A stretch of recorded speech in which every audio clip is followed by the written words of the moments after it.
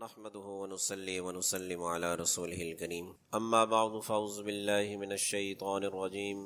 بسم الله الرحمن الرحيم رب اشرح لي صدري ويسر لي امري واحلل عقدة من لساني يفقهوا قولي صدق الله مولانا العظيم. محبت سے باواز بلند درود شریف پڑھ لیجئے. اللهم صل على سيدنا ومولانا محمد معدن الجود والكرم وآله وصحبه وبارك وسلم. صلاة وسلام عليك يا سيدي يا رسول الله وعلى آلك واصحابك يا حبيب الله. درس قرآن کی آج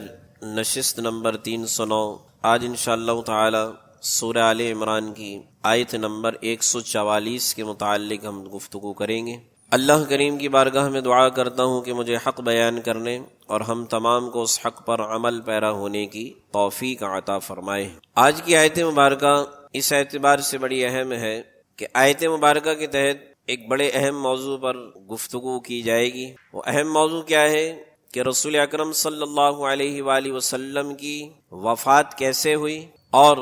اس کے ساتھ ساتھ رسول اکرم صلی اللہ علیہ وآلہ وسلم کی نماز جنازہ کس طرح ادا کی گئی. یقیناً اس حوالے سے آپ کے ذہن میں شاید کچھ معلومات ہوں یا کچھ شکوک و شبہات ہوں یا کوئی غلط فہمی ہو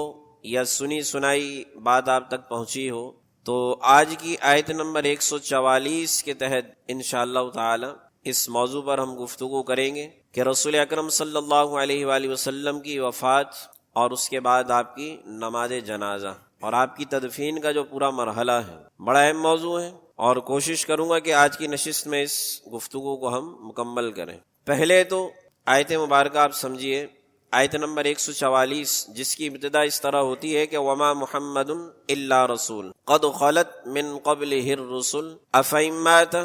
او قتل انقلبتم على اعقابكم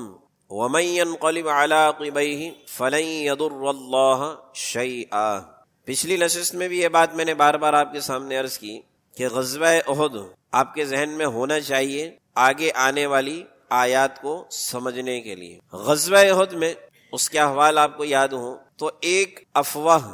مسلمانوں کے اندر یہ بھی پھیلائی گئی تھی کہ معاذ اللہ رسول اکرم صلی اللہ علیہ وآلہ وسلم شہید کر دیے گئے. غزوہ احد آپ کو یاد ہو تو میدان احد میں مسلمانوں کے حوصلوں کو پست کرنے کے لیے، ان کی ہمت کو گرانے کے لیے ایک یہ افواہ مسلمانوں میں پھیلا دی گئی تھی کہ رسول اکرم صلی اللہ علیہ وآلہ وسلم معاذ اللہ شہید کر دیے گئے. یہ آیت مبارکہ اسی ضمن میں آ رہی ہے. اب اس کا پس منظر آپ سنیے. ایک مہاجر ایک انصاری کے پاس سے گزرا میدان احد میں، یہ میدان احد کی بات ہو رہی. ایک مہاجر ایک انصاری کے پاس سے گزرا اور اس کی حالت یہ تھی کہ وہ خون میں لتھڑا ہوا تھا. اس نے کہا کہ اے فلاں شخص، کیا تمہیں معلوم ہے کہ سیدنا محمد الرسول اللہ صلی اللہ علیہ وآلہ وسلم شہید کر دیے گئے؟ تو انصاری نے کہا اگر سیدنا محمد الرسول اللہ صلی اللہ علیہ وآلہ وسلم واقعتاً شہید کر دیے گئے ہیں تو آپ تبلیغ فرما چکے، یعنی حضور علیہ السلام تبلیغ فرما چکے، اب تم ان کے دین کی طرف سے قتال کرو. آیت مبارکہ کا مفہوم پہلے سمجھیے تاکہ یہ روایات اور ان کا پس منظر آپ کو آسانی سے سمجھ میں آ جائے. اللہ ارشاد فرماتا ہے کہ وما محمد الا رسول، کہ محمد صلی اللہ علیہ وآلہ وسلم صرف اللہ کے رسول ہیں. قد خلت من قبلہ الرسل، یعنی آپ ایسے ہی رسول ہیں کہ آپ سے پہلے اور کئی رسول گزر چکے ہیں. افئن مات او قتل انقلبتم على اعقابکم، کہ اگر وہ وفات پا جائیں، حضور سید عالم صلی اللہ علیہ وآلہ وسلم اگر وفات پا جائیں، او قتل انقلبتم، یا شہید کر دیے جائیں میدان جہاد میں، على اعقابکم، تو کیا تم اپنی ایڑیوں پر واپس پھر جاؤ گے؟ اللہ تعالیٰ مسلمانوں کی اس کیفیت کو بیان فرما رہا ہے کہ حضور علیہ الصلاۃ والسلام بھی اللہ کے ایسے رسول ہیں کہ آپ سے پہلے اور کئی رسول گزرے، تو موت تو ہر شخص پر آنی. تو اب اگر یہ نبی، یہ رسول معظم صلی اللہ علیہ وآلہ وسلم انتقال کر جائیں، اس دارِ فانی سے ظاہری اعتبار سے رخصت ہو جائیں یا میدان جہاد میں شہید کر دیے جائیں، تو کیا ان کے جاتے ہی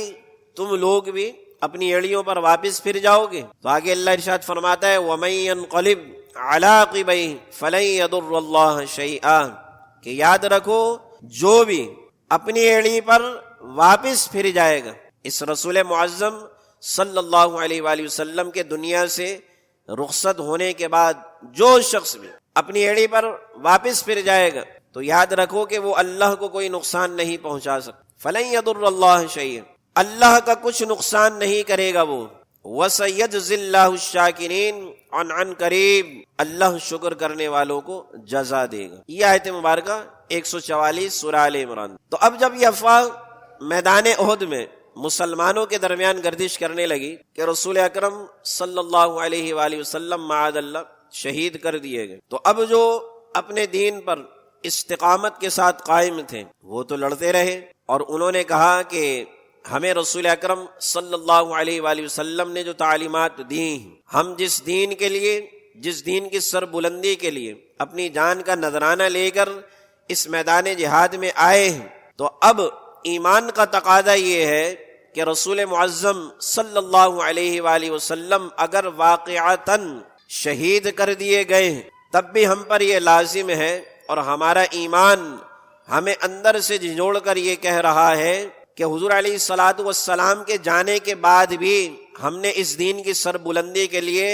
اس راستے سے ہٹنا نہیں۔ یہ پس منظر ہے اس آیت مبارکہ۔ اب ایک اور روایت میں بیان کیا جاتا ہے کہ جنگ احد میں، میدان احد میں جب نبی اکرم صلی اللہ علیہ وآلہ وسلم کے اصحاب کو شکست ہو گئی تو ایک منادی نے، ایک پکارنے والے نے ندا کی کہ سنو، محمد الرسول اللہ صلی اللہ علیہ وآلہ وسلم قتل کر دیے گئے، یعنی شہید کر دیے گئے، اب تم اپنے پچھلے دین کی طرف لوٹ جاؤ، بت پرستی کا دین چھوڑ کر وہ جو حق والا دین تھا، دین اسلام میں داخل ہوئے۔ تو اب منادی نے ندا دی کہ وہ شہید کر دیے گئے، تو اب تم لوگ دوبارہ اپنی دین کی طرف لوٹ جاؤ۔ تو اللہ تعالیٰ نے اس موقع پر یہ آیت مبارکہ نازل کی کہ محمد الرسول اللہ صلی اللہ علیہ وآلہ وسلم صرف رسول ہیں، اور ان سے پہلے بھی کئی رسول گزر چکے ہیں، تو اب اگر وہ انتقال کر جائیں یا شہید ہو جائیں تو کیا تم اپنی ایڑیوں پر واپس پھر جاؤ گے؟ یعنی اللہ تعالیٰ یہ فرما رہا ہے کہ جس طرح آپ سے پہلے اللہ تعالیٰ نے رسولوں کو بھیجا تاکہ وہ مخلوق کو اللہ تعالیٰ کی عبادت اور اس کی اطاعت کی طرف دعوت دے، پہلے بھی جتنے نبی آئے 1,24,000 کم و بیش انبیاء کرام علیہم الصلاۃ والسلام ایک کے بعد ایک مبعوث ہوتے چلے گئے، تو انہوں نے بھی یہی کیا کہ وہ اللہ تعالیٰ کی عبادت اور اس کی اطاعت کی طرف لوگوں کو دعوت دیا کرتے، اور جب ان کی مدت پوری ہو جاتی تو وہ اس دار فانی سے رخصت ہو جاتے، اور اللہ نے موت کا جو ایک مقدار، ایک معین وقت مقرر کیا ہے تو ان پر موت طاری ہو جاتی۔ تو اب اللہ تعالیٰ ان نبیوں کو واپس بلا لیا کر، تو اللہ تعالیٰ یہی ارشاد فرما رہا ہے کہ سو اسی طرح محمد الرسول اللہ صلی اللہ علیہ وآلہ وسلم بھی جب اپنی مدت حیات مکمل کر لیں گے اور مدت حیات مکمل کرنے کے بعد انتقال کر جائیں گے، تو پھر اللہ تعالیٰ ان بعض لوگوں پر اظہار ناراضگی فرما رہا ہے کہ جو رسول اکرم صلی اللہ علیہ وآلہ وسلم کی شہادت کی خبر سن کر یہ سوچنے لگے کہ اب کافروں سے صلح کر لینی چاہیے۔ اللہ تعالیٰ نے فرمایا کہ تم میں سے جو شخص بھی اپنے دین سے پھر جائے گا، جس راستے پر رسول معظم صلی اللہ علیہ وآلہ وسلم نے لوگوں کو لگایا اور صحابہ کرام علیہم رضوان جس راستے پر چلے، تو اللہ ارشاد فرماتا ہے کہ تم میں سے جو بھی پھرے گا تو وہ یہ نہ سمجھے کہ اس کے پھرنے کی وجہ سے دین یا اللہ کو کوئی نقصان پہنچے گا۔ اللہ ارشاد فرماتا ہے فَلَن يَضُرَّ اللَّهَ شَيْئًا، وہ اللہ کو کوئی نقصان نہیں پہنچا سکتا، اس کا اپنے دین سے پھرنا یہ اس کے اپنے لیے ہی نقصان دے۔ یہ آپ پس منظر سمجھ گئے۔ ایک اور روایت میں آپ کے سامنے عرض کرتا ہوں۔ اس کے بعد چونکہ رسول اکرم صلی اللہ علیہ وآلہ وسلم کی وفات یا آپ کے شہید ہونے کا اس آیت مبارکہ میں ذکر ہے، تو تقریباً علماء کرام نے اس آیت مبارکہ کی تفسیر کو جب بیان کیا ہے تو رسول اکرم صلی اللہ علیہ وآلہ وسلم کے وفات کے مکمل واقعے کو، آپ کی تدفین تک کے پورے عمل کو بڑی تفصیل کے ساتھ بیان کیا ہے۔ حالانکہ یہ آیت مبارکہ میں نے آپ کے سامنے عرض کی ہے کہ یہ غزوہ احد کے پس منظر میں یہ آیت مبارکہ نازل ہوئی، لیکن چونکہ اس آیت مبارکہ میں رسول اکرم صلی اللہ علیہ وآلہ وسلم کے انتقال کا ذکر یا آپ کے شہید ہونے کا ذکر تو اسی لیے علماء کرام نے یہاں پر یہ بات بیان کی۔ ایک اور روایت امام راضی بیان فرماتے ہیں کہ غزوہ احد میں حضرت مصعب بن عمیر رضی اللہ عنہ کے ہاتھ میں علم تھا، لیکن جب حضرت مصعب بن عمیر رضی اللہ عنہ کو شہید کر دیا گیا تو اس واقعے سے یہ گمان کر لیا گیا کہ رسول اکرم صلی اللہ علیہ وآلہ وسلم بھی شہید کر دیے گئے۔ اب شیطان نے پکار کر کہا کہ سنو، محمد الرسول اللہ صلی اللہ علیہ وآلہ وسلم شہید کر دیے گئے۔ پھر آپ کی شہادت کی خبر لوگوں میں پھیل گئی۔ یہ میدان احد اور غزوہ احد کے حوالے میں یہ بات بیان ہو چکی۔ تو اب اس وقت بعض ضعیف العقیدہ جو مسلمان تھے انہوں نے کہا کہ کاش عبداللہ بن ابی جو رئیس المنافقین تھا، جو اپنے 300 ساتھیوں کو لے کر پہلے ہی مسلمانوں کے لشکر سے الگ ہو چکا تھا اور وہ مدینہ میں تھا، تو اب غزوہ احد میں مسلمانوں کے ساتھ یہ معاملہ پیش آ گیا، شکست ہو رہی، پسپا ہو رہے، دشمن حملہ کر رہے، اور اس عالم میں یہ خبر مسلمانوں میں پھیل گئی کہ رسول اکرم صلی اللہ علیہ وآلہ وسلم شہید ہو گئے۔ تو اب بعض ضعیف العقیدہ جو مسلمان وہ کہنے لگے کہ کاش عبداللہ بن ابی وہی رئیس المنافقین ہمیں ابو سفیان سے امان دلوا دے۔ حضرت ابو سفیان جو اس وقت کفار کے لشکر کے امیر تھے، کفار کی جانب سے ان کے سردار تھے، تو اب مسلمان جو ضعیف العقیدہ تھے وہ یہ کہنے لگے کہ کاش عبداللہ بن ابی جو مدینے میں اپنے 300 ساتھیوں کے ساتھ، اور یہاں پر ہمارا حال یہ ہے کہ ہم جس نبی کی قیادت میں، جس نبی کے کہنے پر ہم یہاں پر میدان جہاد میں آئے تھے، تو اب وہ ہمارے درمیان نہیں رہے۔ تو اب یہ ایسی کیفیت پھیل گئی تو ضعیف العقیدہ مسلمان یہ کہنے لگے کہ کاش عبداللہ بن ابی ہمیں ابو سفیان سے امان دلوا دیں۔ اور منافقین کہنے لگے، جو منافقین کہنے لگے کہ اگر واقعی یہ نبی ہوتے، حضور سید عالم صلی اللہ علیہ وآلہ وسلم کے بارے میں منافقین یہ بکواس کرنے لگے کہ اگر یہ واقعی نبی ہوتے تو یہاں میدان جہاد میں شہید نہ کیے جاتے، میدان جہاد میں شہید نہ کیے جاتے، تم اپنے بھائیوں اور اپنے دین کی طرف واپس لوٹ جاؤ۔ یہ منافقین مسلمانوں سے کہنے لگے۔ تو حضرت انس بن نضر رضی اللہ عنہ نے کہا کہ اے قوم، یہ جملہ غور سے سنیے گا کہ جو ثابت قدم مسلمان تھے، جو اپنے دین پر استقامت کے ساتھ قائم تھے، اللہ نے ان کو محفوظ رکھا، ان کے ایمان کو بھی محفوظ رکھا، اور اس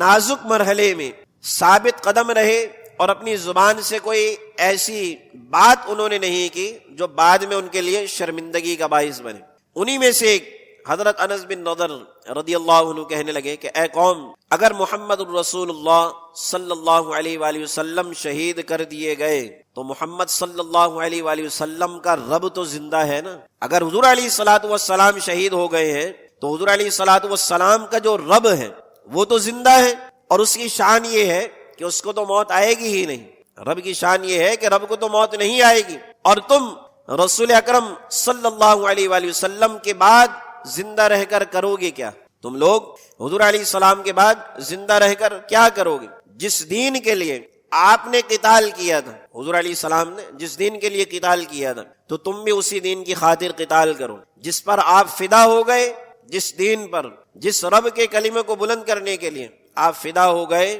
تو تم بھی اس پر فدا ہو جاؤ، تم بھی اسی دین کی سربلندی کے لیے آگے بڑھو۔ پھر کہا کہ اے اللہ، میں ان لوگوں کے قول پر تجھ سے معذرت کرتا ہوں، معافی مانگتا ہوں۔ پھر انہوں نے تلوار نکالی اور قتال کرنا شروع کر دیا، حتیٰ کہ شہید ہو گئے۔ تو وہ افراد کہ جو اللہ کے حکم سے اپنے ایمان پر قائم تھے، اللہ تعالیٰ نے ان کے ایمان کو محفوظ رکھا اور وہ اپنے ایمان پر ثابت قدم رہے، اور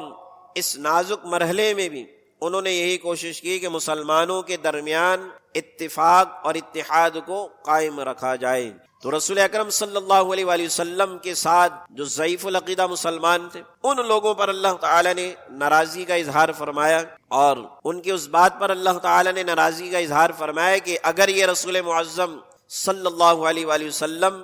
اپنی مدت حیات مکمل کرنے کے بعد انتقال کر جائے یا میدان جہاد میں شہید ہو جائے تو کیا تم اپنی ایڑیوں پر واپس پھر جاؤ گے؟ تو اللہ نے اس بات پر ناراضگی کا اظہار فرمایا ہے۔ اب ان آیات میں رسول اکرم صلی اللہ علیہ وآلہ وسلم کے وفات پانے کا ذکر کیا گیا، اسی لیے ان آیتوں کی تفاسیر میں مفسرین نے نبی اکرم صلی اللہ علیہ وآلہ وسلم کے نماز جنازہ کا بیان تفصیل کے ساتھ کیا ہے۔ اور ایک مسئلہ یہ بھی بیان کیا گیا ہے، یہ بات آپ کے لیے نئی بھی ہوگی اور آپ کی علمیت میں اضافے کا سبب بھی ہوگی، اور میں سمجھتا ہوں کہ امتی کے لیے رسول اکرم صلی اللہ علیہ وآلہ وسلم کی جہاں سیرت کے اور گوشوں پر معلومات ہونا ضروری ہے، تو حضور سید عالم صلی اللہ علیہ وآلہ وسلم کی سیرت کا یہ بھی ایک بڑا اہم گوشہ ہے کہ حضور علیہ الصلوۃ والسلام پر موت طاری ہوئی قضاء الہی سے، اور موت کا ایک وقت مقرر ہے۔ اور اسی لیے ایک بات میں بارہا مرتبہ عرض کر چکا ہوں کہ موت تو ویسے ہی بدنام ہے، موت تو ویسے ہی بدنام ہے،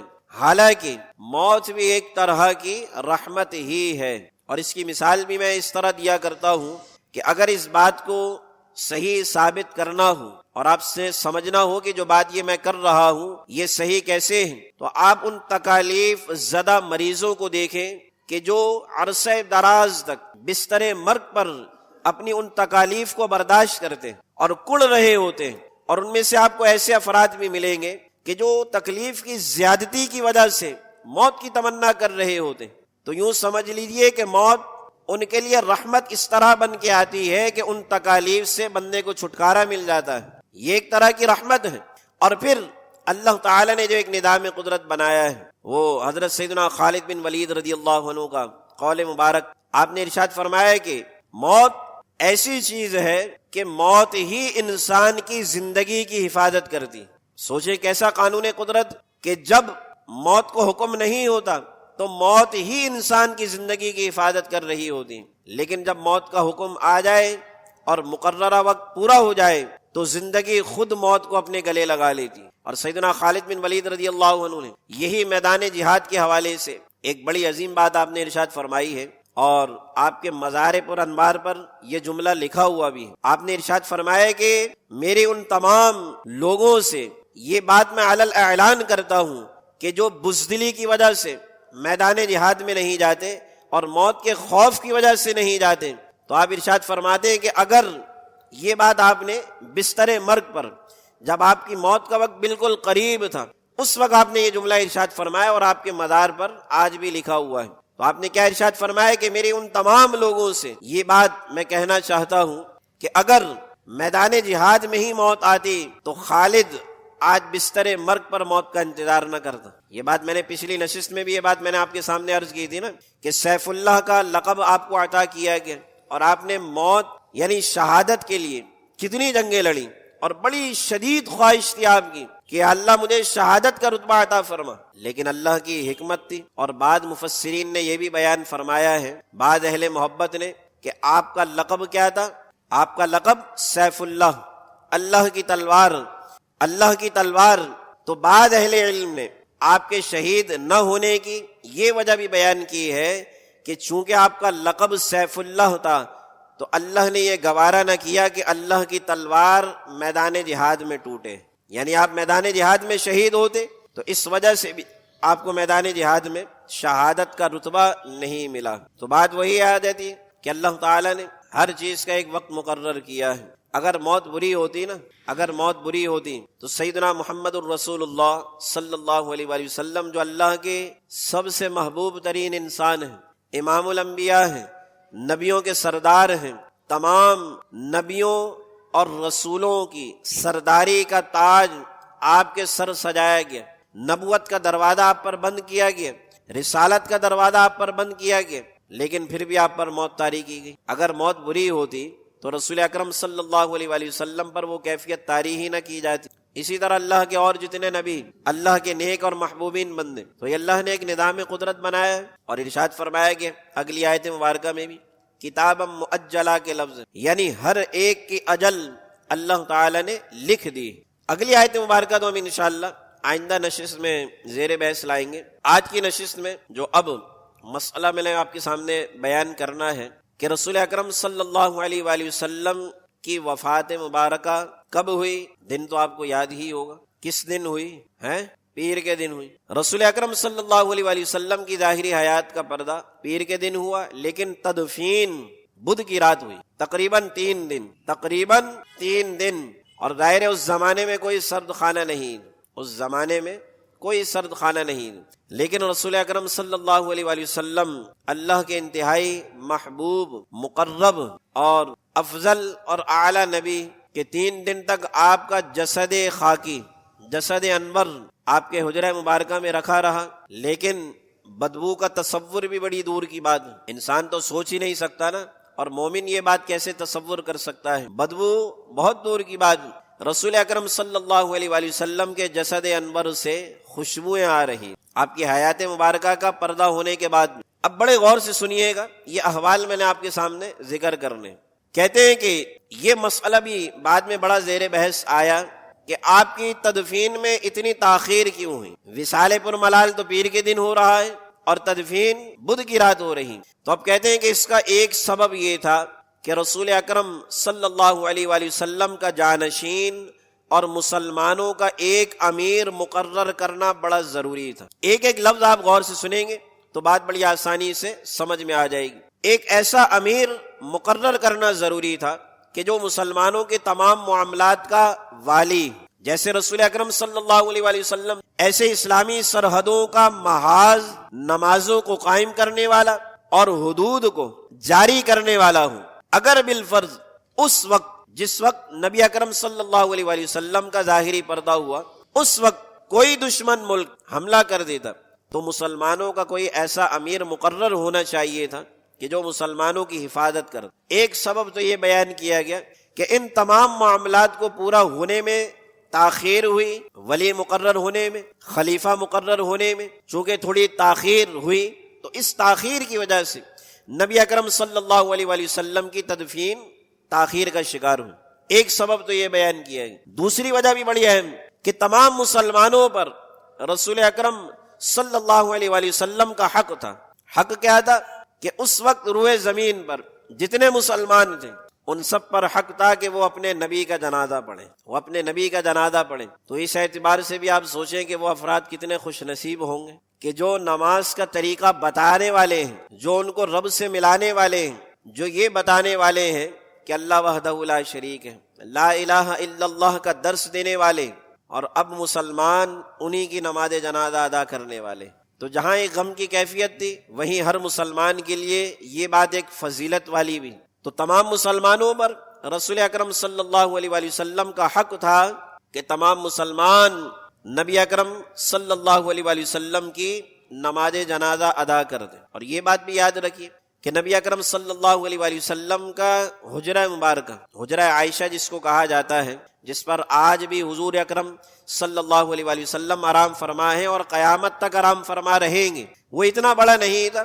کہ تمام مسلمان اجتماعی طور پر اس ایک کمرے میں سما سکتے۔ ظاہر ہے چھوٹا حجرہ اور مسلمانوں کی تعداد زیادہ تھی، تو اب آپ کے حجرے میں زیادہ لوگوں کی گنجائش نہیں تھی، اس لیے باری باری تمام مسلمان آ کر آپ کی نماز جنازہ ادا کر دیں۔ باری باری مسلمان آتے، آپ کی نماز جنازہ ادا کر دیں، پھر آتے، پھر نماز جنازہ ادا کر دیں، اسی طرح باری باری۔ پہلے تمام مرد حضراتوں نے ادا کی، جتنے مرد تھے انہوں نے ادا کی، اس کے بعد پھر خواتین کی باری آئی، خواتین بھی آتی، وہ ادا کر دی، پھر یعنی جتنی گنجائش ہوتی حجرہ مبارکہ میں اتنے لوگ آتے، پھر وہ چلے جاتے، پھر ان کی جگہ دوسرا گروہ آتا، پھر وہ چلا جاتا۔ تو یہ سلسلہ چونکہ طویل ہو گیا اور لوگ جو ہے وہ کثرت سے تھے اور باری باری نماز جنازہ ادا کر رہے تھے، تو اس طوالت کی وجہ سے یہ معاملہ 3 دن تاخیر کا شکار ہوں، حتیٰ کہ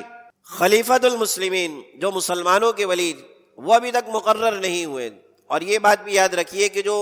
شرعی ولی ہوتا ہے، شرعی ولی، میت کا جو شرعی ولی ہوتا ہے، کہ جب تک وہ نماز جنازہ خود ادا نہ کر لے اس سے پہلے نماز جنازہ کی تکرار ہو سکتی ہے، لیکن جیسے ہی شرعی ولی نماز جنازہ ادا کر چکے تو اس کے بعد پھر نئی نماز جنازہ ادا نہیں ہوتی بلکہ میت کو دفنا دیا جاتا ہے۔ اب چونکہ مسلمانوں کے خلیفہ اور امیر مقرر ہونے میں تاخیر ہو رہی اور دوسری طرف اجتماعیت کی وجہ سے الگ الگ لوگ جو ہے وہ جا کر نماز جنازہ ادا کر رہے، تو اب مسلمانوں کے شرعی ولی اور خلیفۃ المسلمین سیدنا ابو بکر صدیق رضی اللہ عنہ کو مقرر کیا گیا، اور سب مسلمانوں کے بعد اب جب سب ادا کر چکے، سب مسلمان ادا کر چکے، تو آخر میں جو مسلمانوں کے خلیفہ تھے سیدنا ابوبکر صدیق رضی اللہ عنہ، تو انہوں نے نبی اکرم صلی اللہ علیہ وآلہ وسلم کی نماز جنازہ پڑھی، اور اس کے بعد آپ کی تدفین کا جو عمل تھا اس کو مکمل کیا گیا، اور اس کاروائی میں کہتے ہیں کہ 3 دن لگے۔ یہ تو مختصر سی روایت میں نے آپ کے سامنے عرض کی۔ اب ایک طویل روایت وہ آپ سنیے، اس میں اور بھی بہت ساری باتیں آئیں گی۔ حضرت عائشہ صدیقہ رضی اللہ عنہ بیان کرتی ہیں کہ جب نبی اکرم صلی اللہ علیہ وآلہ وسلم کی روح قبض کر لی گئی، نبی اکرم صلی اللہ علیہ وآلہ وسلم پر موت طاری ہو گئی، تو سیدنا ابوبکر صدیق رضی اللہ عنہ ایک مقام پر اپنی زوجہ کے ساتھ تھے۔ اب مسلمان کہنے لگے کہ نبی اکرم صلی اللہ علیہ وآلہ وسلم فوت نہیں ہوئے، آپ کو دیکھ کر کہنے لگے کہ حضور علیہ الصلوۃ والسلام کا انتقال نہیں ہوا، آپ پر وہ کیفیت طاری ہوئی ہے جو نزول وحی کے وقت آپ پر طاری ہوتی۔ نزول وحی کے وقت جو کیفیت نبی اکرم صلی اللہ علیہ وآلہ وسلم پر طاری ہوتی تھی، مسلمانوں کو دیکھ کر ایسا لگا کہ یہ وہی کیفیت ہے، اسی لیے مسلمانوں کو یہ یقین نہ آیا کہ حضور سید عالم صلی اللہ علیہ وآلہ وسلم انتقال فرما چکے ہیں۔ چنانچہ سیدنا ابوبکر صدیق رضی اللہ عنہ کو بلایا گیا، جب آپ آئے تو آپ کا چہرہ مبارک کھلا ہوا تھا حضور علیہ الصلوۃ والسلام کا، اور آپ کی آنکھوں کے درمیان بوسہ دیا سیدنا ابوبکر صدیق رضی اللہ عنہ نے، اور کہا کہ آپ اللہ کے نزدیک اس سے زیادہ مکرم ہیں، اور فرمایا کہ بے شک خدا کی قسم رسول اکرم صلی اللہ علیہ وآلہ وسلم انتقال فرما چکے۔ اب جب یہ خبر سیدنا صدیق اکبر رضی اللہ عنہ کی زبان سے نکلی تو سیدنا عمر فاروق رضی اللہ عنہ سکتے کے عالم میں آ گئے، اور مسجد نبوی کی ایک جانب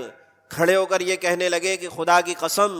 رسول اکرم صلی اللہ علیہ وآلہ وسلم فوت نہیں ہوئے، اور آپ نے یہاں تک اعلان فرما دیا کہ جس شخص نے بھی یہ کہا کہ حضور سید عالم صلی اللہ علیہ وآلہ وسلم انتقال کر چکے ہیں تو میں اس کی گردن اڑا دوں، ایسے سکتے کی کیفیت میں۔ اور حضور علیہ الصلوۃ والسلام اس وقت تک وفات نہیں پا سکتے کہ جب تک تمام منافقوں کے ہاتھ اور پیر نہ کاٹ دیں، ایسی سکتے کی کیفیت میں سیدنا عمر فاروق رضی اللہ عنہ مبتلا ہو گئے۔ اب سیدنا صدیق اکبر رضی اللہ عنہ منبر پر بیٹھے اور آپ نے خطبہ ارشاد فرمایا، آپ نے ارشاد فرمایا کہ جو شخص بھی اللہ کی عبادت کرتا ہے تو یاد رکھو اللہ تعالی زندہ ہے، اس کو موت نہیں آئے گی، اور جو شخص بھی محمد الرسول اللہ صلی اللہ علیہ وآلہ وسلم کی عبادت کرتا ہے تو وہ جان لے کہ محمد الرسول اللہ صلی اللہ علیہ وآلہ وسلم انتقال فرما چکے۔ اور پھر آپ نے یہی آیت مبارکہ پڑھی کہ وما محمد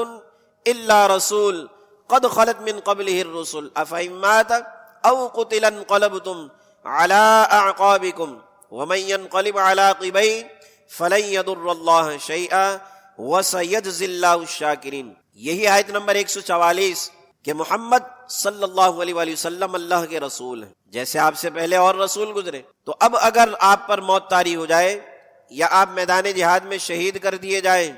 تو کیا تم اپنی ایڑیوں پر واپس پھر جاؤ گے؟ تو جو بھی اپنی ایڑیوں پر واپس پھرے گا تو وہ اللہ کو کوئی نقصان نہیں پہنچا سکتا۔ اللہ تعالیٰ اسی طرح شکر کرنے والوں کو جزا دیتا ہے۔ اب سیدنا عمر فاروق رضی اللہ عنہ سکتے کی کیفیت میں، اور ایک طرف آپ نے یہ اعلان کر دیا کہ جس نے بھی کہا کہ محمد الرسول اللہ صلی اللہ علیہ وآلہ وسلم انتقال کر گئے ہیں تو میں اس کی گردن اڑا دوں۔ تو اب سیدنا ابوبکر صدیق رضی اللہ عنہ جب منبر پر بیٹھ کر آپ نے یہ خطبہ ارشاد فرمایا کہ جو بھی اللہ کی عبادت کرتا ہے تو وہ جان لے کہ اللہ زندہ ہے، اس کو کبھی موت نہیں آئے گی، اور جو محمد الرسول اللہ صلی اللہ علیہ وآلہ وسلم کی عبادت کرتا ہو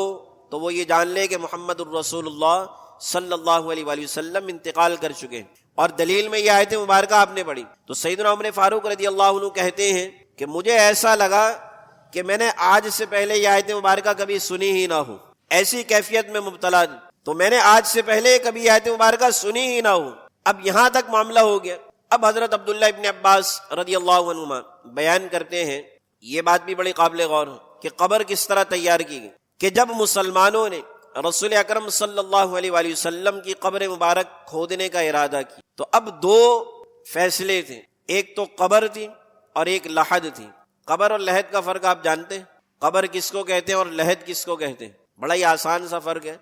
قبریں جیسے ہمارے یہاں بنتی ہے نا بالکل سیدھی، یہ قبر کہلاتی، ٹھیک ہے۔ لحد وہ ہوتی ہے کہ جو ایسی سیدھی کھودنے کے بعد ایسے سائیڈ میں بنائی جاتی، کبھی دیکھنے کا اتفاق آپ کو ہوا ہو، ظاہر ہے یہاں پر ایسی زمین نہیں ہے،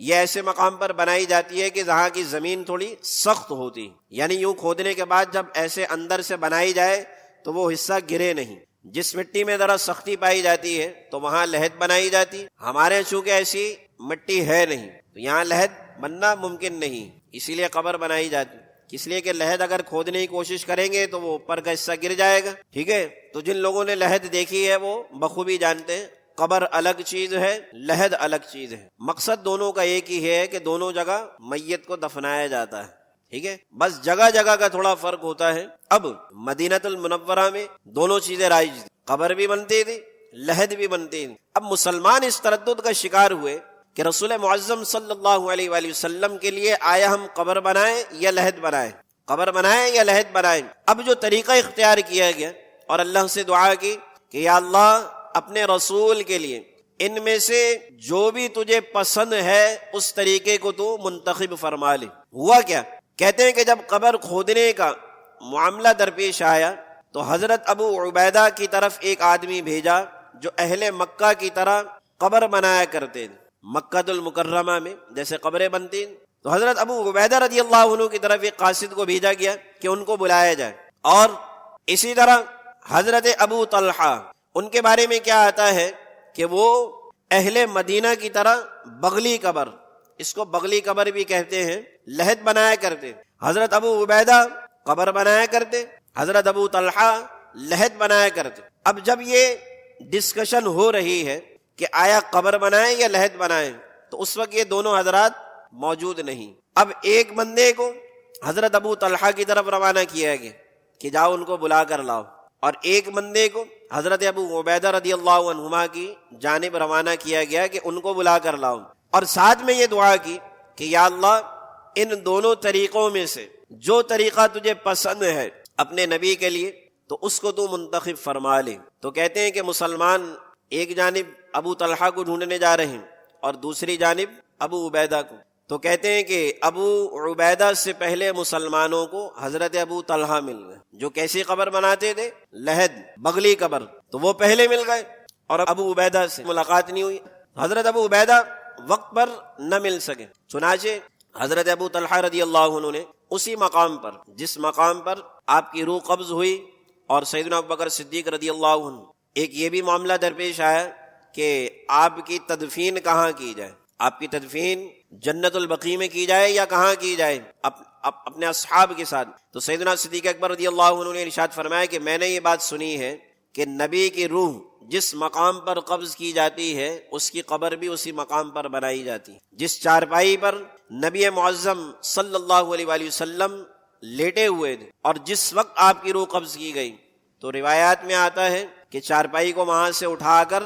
بالکل اسی مقام پر آپ کے لیے لحد تیار کی گئی۔ آگے رسول اکرم صلی اللہ علیہ وآلہ وسلم کے بارے میں یہ بات اگلی ایک اور روایت میں کہ ایک مسئلہ یہ بھی ہے کہ یہ غلط فہمی بھی معاشرے میں رائج ہے کہ رسول اکرم صلی اللہ علیہ وآلہ وسلم پر نماز جنازہ پڑھی گئی یا صرف درود و سلام پڑھ کر لوگ واپس آ جایا کرتے، شاید یہ بات سنی ہو آپ لوگوں نے۔ یہ بات بھی مشہور ہے کہ صرف صلاۃ و سلام پیش کیا گیا، جیسا کہ اس کے بارے میں بھی بعض روایات موجود ہیں، یہ ایسی افواہ نہیں بلکہ اس کے بارے میں بھی روایات موجود ہیں، جبکہ زیادہ تر جو روایات ہیں جیسے ترمذی شریف کی ہی روایت کی بات کی جائے تو سیدنا ابوبکر صدیق رضی اللہ عنہ سے جب اصحاب نے پوچھا کہ ہم نماز جنازہ کس طرح ادا کریں، حضور علیہ الصلوۃ والسلام کی نماز جنازہ کے متعلق پوچھا گیا، تو آپ نے ارشاد فرمایا کہ ایک قوم جائے، تکبیر پڑھے، دعا کرے، جیسا کہ نماز جنازہ کی عمل میں ہوتا ہے کہ تکبیر کے بعد تکبیر ہوتی ہے، دعا ہوتی ہے اور درود شریف ہوتا ہے، ٹھیک ہے نا۔ تو آپ نے ارشاد فرمایا کہ ایک قوم جائے، تکبیر پڑھے، دعا پڑھے اور درود پڑھے، پھر دوسری قوم جائے، تکبیر پڑھے، دعا پڑھے اور درود پڑھے۔ تو سیدنا صدیق اکبر رضی اللہ عنہ نے یہ طریقہ مسلمانوں کو بتایا، آپ سے پوچھا گیا نا کہ ہم کس طرح جو ہے وہ ادا کریں، اور پھر اس کے بعد یہ معاملہ پیش آیا کہ تدفین کہاں کی جائے، اس میں بھی آپ نے رہنمائی کی۔ تو اب ان تمام احوال کو دیکھتے ہوئے مسلمانوں نے آپ کو اپنا خلیفہ مقرر کیا۔ خلافت کے معاملے میں بھی ایک چھوٹا سا اختلاف پیدا ہوا اور صحابہ نے کہا کہ انصار اور مہاجرین کو بلا لیا جائے تاکہ ہم آپس میں مشورہ کر کے اپنا امیر مقرر کریں، ٹھیک ہے۔ انصار نے کہا کہ ایک امیر ہمارے میں سے ہو جائے اور ایک امیر مہاجرین میں سے، یعنی ایک امیر مہاجرین میں سے ایک انصار میں سے۔ یہ بات ابھی مختلف فی ہو رہی، تو سیدنا عمر فاروق رضی اللہ عنہ نے اس موقع پر ارشاد فرمایا کہ اس شخص کی مثل کون ہوگا، اس شخص کی طرح کون ہوگا کہ جس کے بارے میں اللہ نے یہ آیت مبارکہ نازل فرمائی ہو کہ ثانی اثنین اذ ہما فی الغار اذ یقول لصاحبہ لا تحزن ان اللہ معنا۔ غار ثور کی آیت مبارکہ کہ جب ثانی اثنین دونوں میں سے دوسرے نے اذ یقول لصاحبہ اپنے صاحب سے یہ ارشاد فرمایا کہ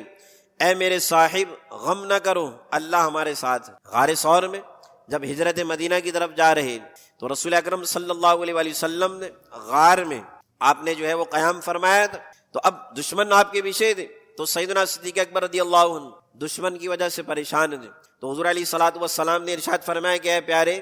غم نہ کرو، اللہ ہمارے ساتھ۔ تو اس موقع پر سیدنا عمر فاروق رضی اللہ عنہ نے ارشاد فرمایا کہ اس شخص کی مثل کون ہوگا ہمارے درمیان، یعنی ہم امیر مقرر کرنے پر بحث و مباحثہ کر رہے ہیں، انصار کہہ رہے ہیں کہ ایک امیر ہم سے مقرر کیا جائے اور مہاجرین کہہ رہے ہیں کہ ایک امیر ہم سے مقرر کیا جائے، تو وہ ارشاد فرمانے لگے کہ اس شخص کی مثل کون ہوگا کہ جو اس آیت مبارکہ کا مصداق ہو۔ تو پھر حضرت ابو بکر صدیق رضی اللہ عنہ نے ایسے ہاتھ پھیلا لیے اور سب سے پہلے سیدنا عمر فاروق رضی اللہ عنہ نے آپ کے ہاتھ پر بیعت کی اور آپ کو اپنا امیر اور خلیفہ مان لیے۔ اس کے بعد پھر تمام صحابہ کرام علیہم رضوان مرد اور عورت سبھی نے آپ پر بیعت کی۔ تو اس روایت سے جو علماء کرام بیان کرتے ہیں، اس روایت مبارکہ سے کہ جمہور یعنی کثرت کے ساتھ علماء کرام نے اس بات کو بیان کیا ہے کہ نبی اکرم صلی اللہ علیہ وآلہ وسلم کی نماز جنازہ ہی ادا کی گئی، جیسے کہ سیدنا صدیق اکبر رضی اللہ عنہ نے کہا کہ ہر گروہ جائے پہلے تکبیر پڑھے، پھر دعا پڑھے، پھر درود شریف پڑھے، اسی طرح دوسرا گروہ، پھر تیسرا گروہ، اور باری باری اس طرح تمام افراد نے نبی اکرم صلی اللہ علیہ وآلہ وسلم کے حجرہ مبارکہ میں آ کر آپ کی نماز جنازہ ادا کی۔ یہ بات ضرور ہے، آپ کی علمیت میں اضافے کے لیے ایک بات میں بیان کر دوں کہ نبی اکرم صلی اللہ علیہ وآلہ وسلم کی نماز جنازہ کے لیے امامت نہیں کی گئی، انفرادی طور پر ہر بندے نے نبی اکرم صلی اللہ علیہ وآلہ وسلم کی نماز جنازہ ادا کی، یعنی جیسے اب عرف عام میں ہوتا ہے نا کہ باقاعدہ امام ہوتا ہے اور پیچھے مقتدی ہوتے ہیں، اس طرح معروف انداز میں نبی اکرم صلی اللہ علیہ وآلہ وسلم کی نماز جنازہ ادا نہیں ہوئی، بلکہ ہر شخص نے انفرادی طور پر پڑھی، باقاعدہ کسی نے امامت نہیں کی۔ اور نبی اکرم صلی اللہ علیہ وآلہ وسلم کی جب نماز جنازہ سب ادا کر چکے تو سب سے آخر میں سیدنا ابو بکر صدیق رضی اللہ عنہ نے آپ کی نماز جنازہ ادا کی، چونکہ آپ ولی شرعی اور خلیفۃ المسلمین مقرر ہو چکے تو اب آپ نے نماز جنازہ ادا کی اور پھر نبی اکرم صلی اللہ علیہ وآلہ وسلم کو آپ کی قبر انور میں اتار دیا گیا۔ یہ بڑا اہم موضوع تھا اور امید ہے کہ مجھ سمیت ہم سب کی علمیت میں اضافے کا سبب بنا ہوگا۔ اللہ کریم کی بارگاہ میں دعا کرتے ہیں ایمان کی سلامتی کے ساتھ اعمال صالحہ کی ہمیں توفیق عطا فرمائے، اور جس نبی معظم صلی اللہ علیہ وآلہ وسلم کا تذکرہ خیر ہوا ہے اور جنہوں نے ہر موقع پر اپنی امت کو یاد کیا ہے، ہمیں بھی نبی اکرم صلی اللہ علیہ وآلہ وسلم سے اسی طرح والہانہ محبت کا اظہار کرنے کی اور اس محبت کے اظہار میں اطاعت کو اپنا شیوا بنانے کی توفیق عطا فرمائے۔ وما علینا الا البلاغ